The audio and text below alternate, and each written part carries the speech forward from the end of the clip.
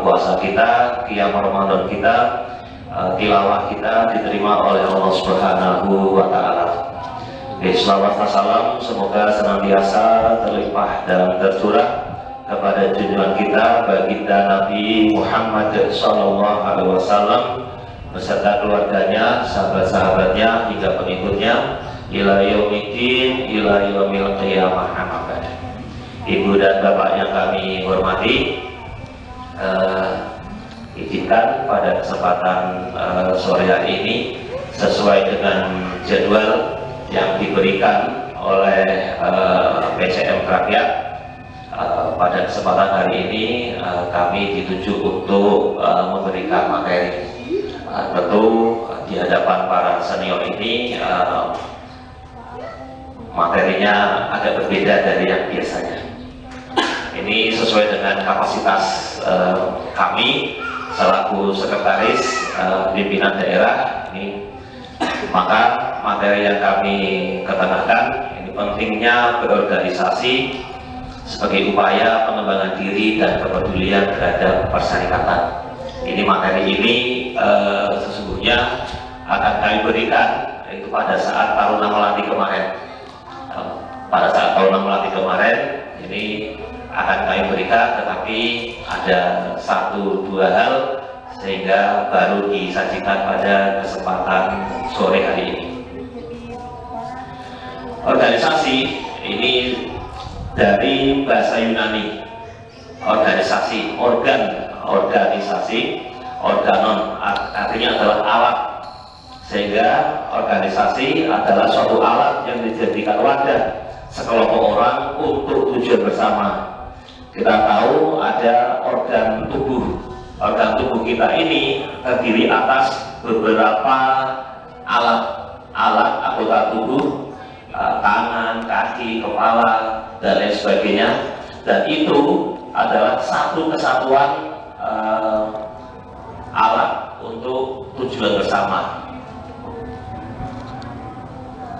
Menurut Philip Selnick, organisasi adalah peraturan personil guna mempermudah pencapaian beberapa tujuan yang telah ditetapkan melalui alokasi fungsi dan tanggung jawab. Ini kami mengutip pendapatnya Philip Selnick, ini tokoh dari Yugoslavia, mengenai organisasi. Kemudian berdasarkan pengertian organisasi tersebut, maka dapat diambil beberapa poin penting mengenai organisasi. Yang pertama, kumpulan 2 orang atau lebih. Yang 2, kerjasama. Yang ketiga, ada tujuan bersama. Yang keempat, sistem koordinasi kegiatan. Dan kelima, pembagian tugas serta tanggung jawab personil. Ini kaitannya dengan ketakmiran takmir Masjid Siti Walidah ini perlu diingatkan kembali bahwa takmir kita ini, takmir Siti Walidah ini itu tentu terdiri atas 2 orang atau lebih. Kemudian di dalamnya terdapat kerjasama, dan yang paling penting itu setiap organisasi mempunyai tujuan bersama. Setiap organisasi memiliki kepentingan bersama di atas kepentingan para anggotanya, di atas kepentingan para personilnya, dan ada sistem koordinasi kegiatan, ada sistem yang dibangun, serta pembagian tugas dan tanggung jawab yang jelas.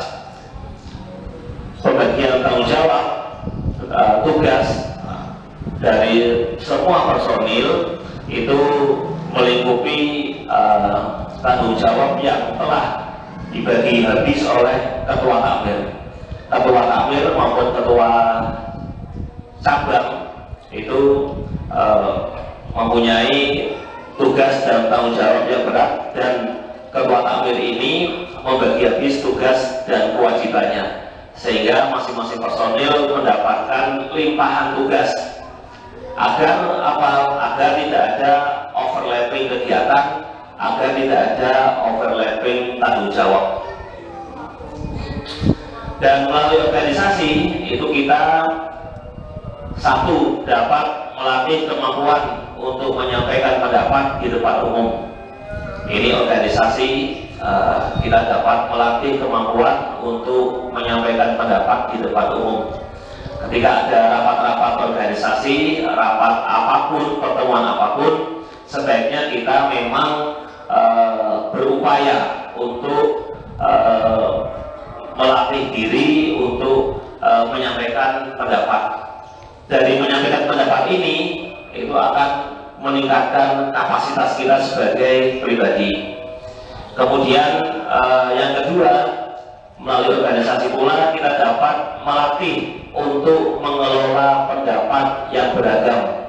Ini ketika organisasi takmir masjid ini sudah mempunyai kegiatan yang luas, mempunyai aktivitas yang beragam, dan mempunyai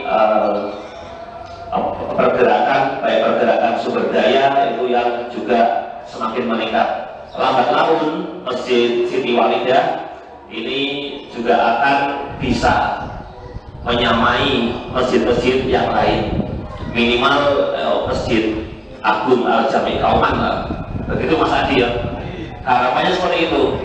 Kalau melangkah kayak Joko Karyan yang mau membeli kapal selam itu mungkin kejauhan, karena kita masih beli lokal untuk MBS saja, kita masih keteteran. Walaupun harapannya itu dari masjid kita bisa berbuat lebih banyak. Baginda Nabi Muhammad SAW ketika tiba di Kuba di Madinah itu membangun masjid, kemudian tiba di Madinah membangun masjid juga, sehingga berawal dari masjid ini insya Allah MBS kita ini juga akan berkembang. Yang ketiga, melalui organisasi kita dapat belajar memahami pendapat yang berbeda dengan pendapat kita, walaupun mungkin kita adalah lebih senior, lebih tokoh maupun pengambil keputusan dan kebijakan. Dalam beberapa hal itu pendapat ketua, ini baik ketua cabang maupun ketua takmir itu kalah dengan pendapat anak buahnya. Ini hebat sekali ini Pak Khalil maupun Pak Adi, itu beberapa kali rapat pendapatnya tidak disetujui oleh forum. Dan ini harus dikelola dengan baik.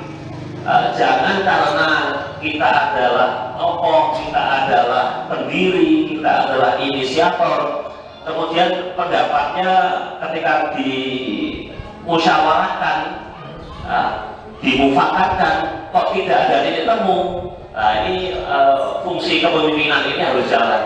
Artinya di atas kepentingan pribadi kita, di atas kepentingan para individu itu ada kepentingan kelompok, kepentingan organisasi yang lebih luas yang insya Allah kemaslahatannya juga untuk kepentingan bersama.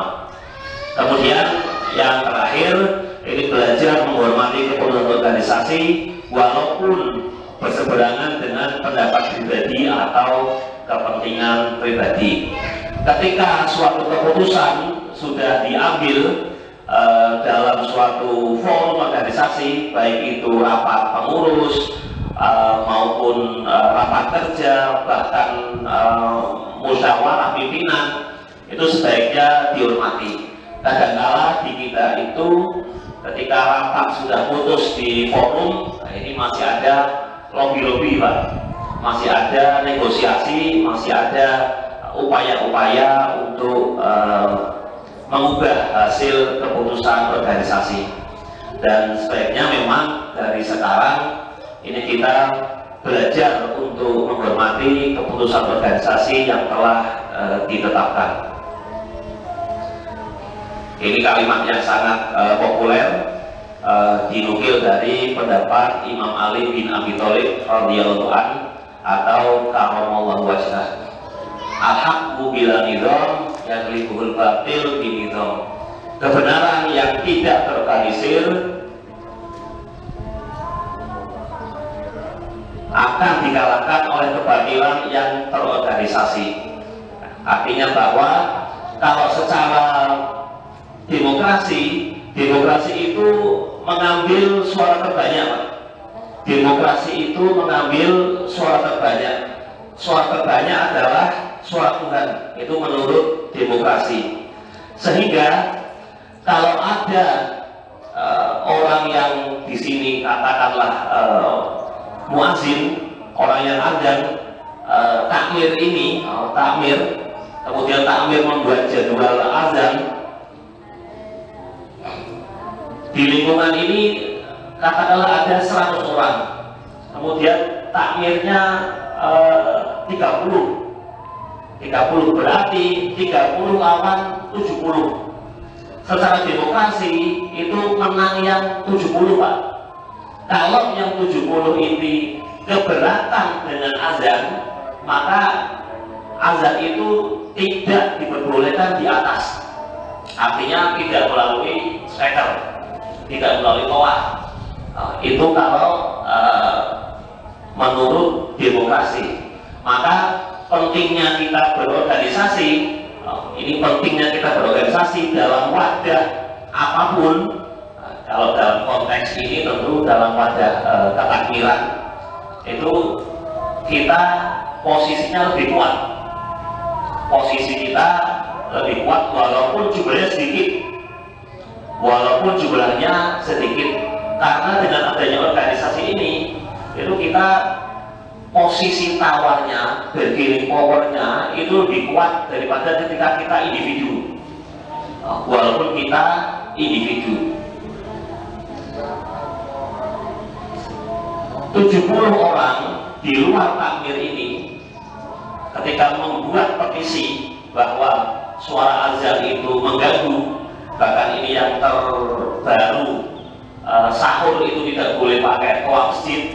Nah, ini kan Pak, ada larangan untuk membangunkan sahur melalui speaker masjid karena bukan sesuai peruntukannya, tidak sesuai dengan fungsinya.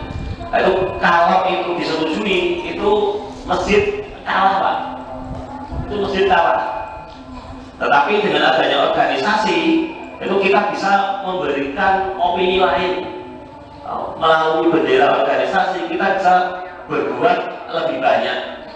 Kalau kita kaji lagi Quran, ini yang populer juga di persyarikatan, Quran surah Ali Imran ayat 104 itu wataku minkum umatun, adakah segolongan orang, sekelompok orang, itu artinya bukan keseluruhan kelompok, bukan keseluruhan orang, bukan keseluruhan individu, tapi cukup satu kelompok.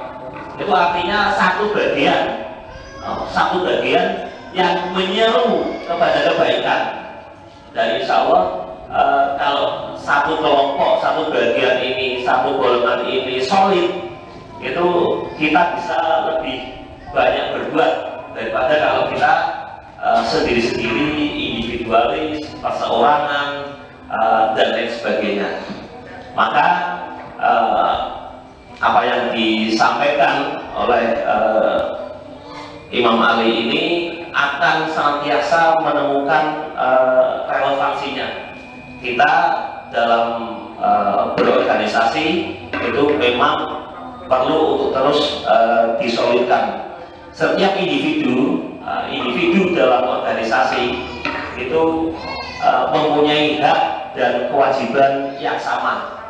Setiap individu dalam organisasi itu mempunyai hak dan kewajiban yang sama. Hanya saja memang peran dari masing-masingnya berbeda sesuai dengan tugas pokok dan fungsinya. Ini ungkapan dari Jenderal Sudirman yang juga begitu populer, sangat populer di kalangan kader Muhammadiyah, bahwa memang sungguh berat untuk menjadi kader Muhammadiyah. Jika bimbang dan ragu, lebih baik pulang.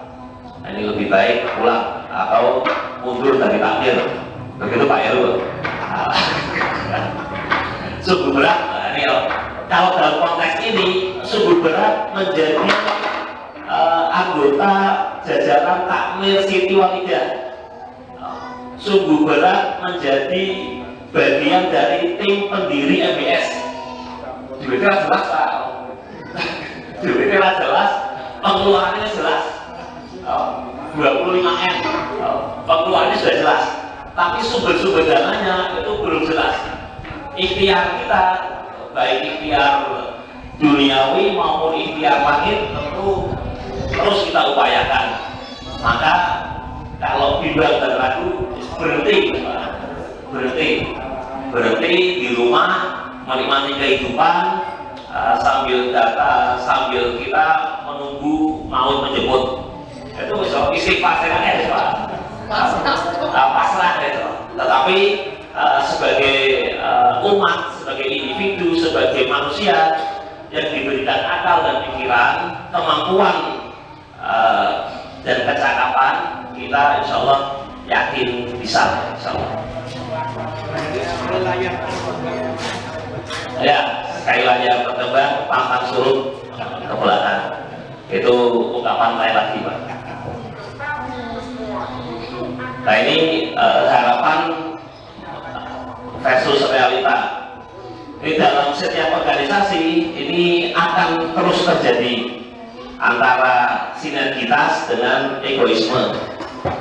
Sinergi itu berarti mampu mengelola semua komponen organisasi untuk kepentingan organisasi. Dan pada sisi lain itu egoisme pribadi maupun kubu. Setiap organisasi itu punya kubu, punya faksi, punya kelompok sendiri. Dan biasanya kita ada persilangan energi di situ antara kita perlunya bersinergi atau ada egoisme. Keduanya bila dikelola dengan baik itu bisa menjadikan organisasi itu kuat Pak. Karena apa? Sesungguhnya organisasi itu juga terdiri atas egoisme individu yang bila itu dikelola itu bisa menjadikan organisasi itu kuat. Nah, ini tinggal faktor kepemimpinan lagi, kembali ke kepemimpinan. Kalau kepemimpinannya kuat, itu bisa mengelola konflik sedemikian rupa. Kemudian yang kedua, kebersamaan dan individualisme. Terkadang untuk mencapai sesuatu kita harus bersama-sama, dan kadang kita juga harus sendiri-sendiri. Sendiri dalam arti kita berbagi tugas. Kadang-kadang memang sering terjadi ada penonjolan individualisme. karena merasa senior, karena merasa tokoh, merasa ini Pak. Seringkali yang menjadi beban dari organisasi ini adalah merasa ini. Apalagi pimpinannya tidak merasa tokoh, Pak. Ini yang repot lagi. Pimpinannya itu tidak merasa tokoh dan akhirnya didikte, ya. Pimpinan didikte oleh bawahan yang merasa tokoh tadi. Yang ketiga, ini antara teamwork dan one man show. Seringkali teamwork ini kerjasama tim yang tersistem dengan baik dengan one man show. Kadang-kala ini one man show itu perlu juga. Kadang-kala one man show itu perlu juga. Ketika pengambilan keputusan itu harus cepat, ini pimpinan harus bisa mengambil alih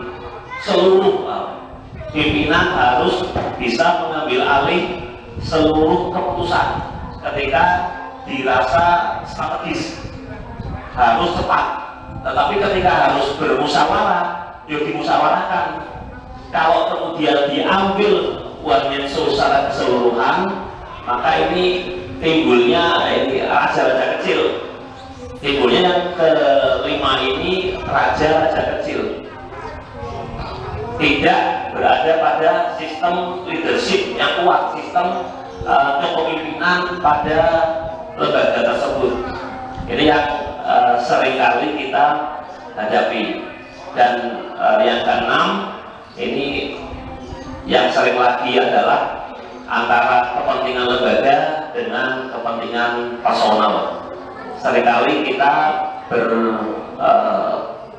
berbenturan antara kepentingan lembaga dan personal. Ini kepentingan lembaga ini yang seringkali dapat dicontohkan. Kepentingan lembaga ini bukan, ini tak kasih contoh dulu. Ini bukan umpamanya ini dari takmir atau dari cabang membenarkan Pak itu bagus selaku bidang pendidikan, ini tolong menemui si A. Nah, ini kan saya selaku personal ini kan juga punya kepentingan lain, bisa kepentingan pekerjaan, bisa kepentingan kehidupan, bisa kepentingan keluarga. Nah, ini yang seringkali perlu dikelola dengan baik antara kepentingan lembaga dan kepentingan personal. Dan kami meyakini insya Allah lembaga kita ini, Takmir Masjid Siti Walidah maupun MBS Putri secara keseluruhan, insya Allah bisa mengelola hal-hal ke-6 poin tadi ke arah yang lebih baik. Jadi ini tawaran solusi, ini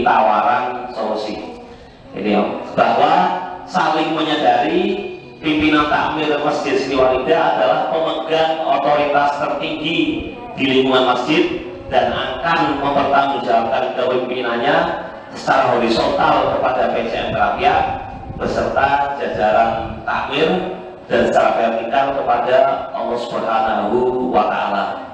Ini artinya dari PCM Rakyat sebagai persyarikatan induk,